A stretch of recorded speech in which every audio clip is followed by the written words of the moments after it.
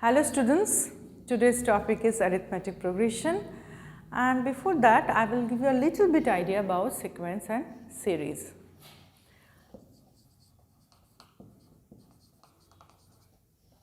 What is sequence? It is a list of some terms, we can say.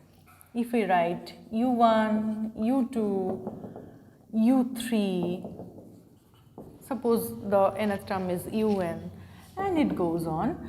It is written within second bracket, you know. So it is one infinite sequence. Here it goes to the infinity, you know. And what? U1, U2, UN, if it is up to nth term UN, that is one finite sequence. And you know sequence written within second bracket UN. Now a little bit idea about series. What is series? If that terms, if we write in that manner up to infinity, so it is one infinite series. Suppose we can denote it by UR, and if it is like U1 plus U2 plus UN, that is obviously a finite series. Now come to that part, arithmetic progression. So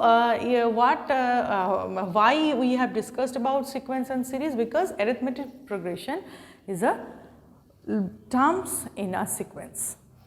So what is AP?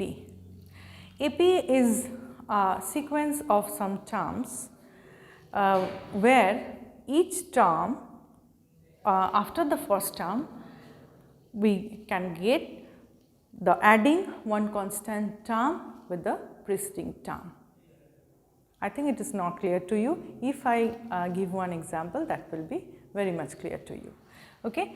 Suppose 3, 5, 7, 9, it is one sequence. Now whether it is an AP or not, we will check the difference of each two term. The succeeding term, that is second term minus first term, third term minus second term, fourth term minus third term, and so on. If it is one constant term, then it will be one AP. So here we can check it. 5 minus 3 is 2 is equal to 7 minus 5 is equal to 9 minus 7. So the difference of each two terms are 2. It is the constant term. We can get 3 in another way. We can get 3. The first term, second term is 3 plus 2, third term is 5 plus 2, and the fourth term is 7 plus 2, and so on. So this is one AP.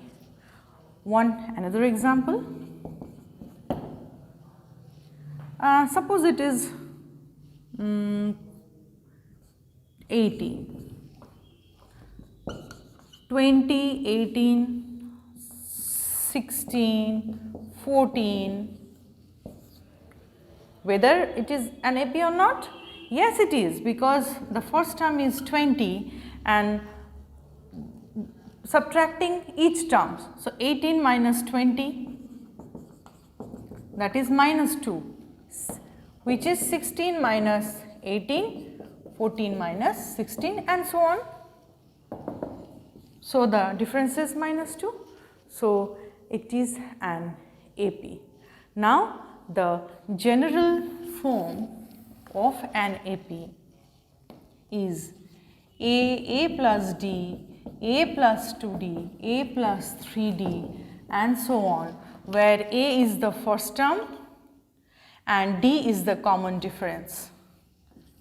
So A is called first term and D is called common difference. We know the general form of an AP is A plus D, A plus 2D, A plus 3D, A plus 4D and so on. So, now we have to find out the general term of an AP, or we can say the nth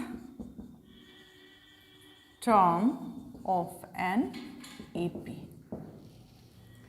See, that is the first term, that is the second term. When it is the second term, what is that? A plus D, that is we can write. Third term, that is what? A plus 2D, we can write 3 minus 1D. Fourth term, A plus 4 minus 1 into D, that is A plus 3D, fourth term. So, nth term simply we can write it is n minus 1 into D, isn't it?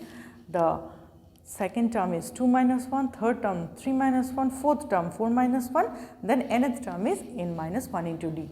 So, if we denote the nth term by Tn, Tn is equal to A plus n minus 1 into D. That is most important in AP.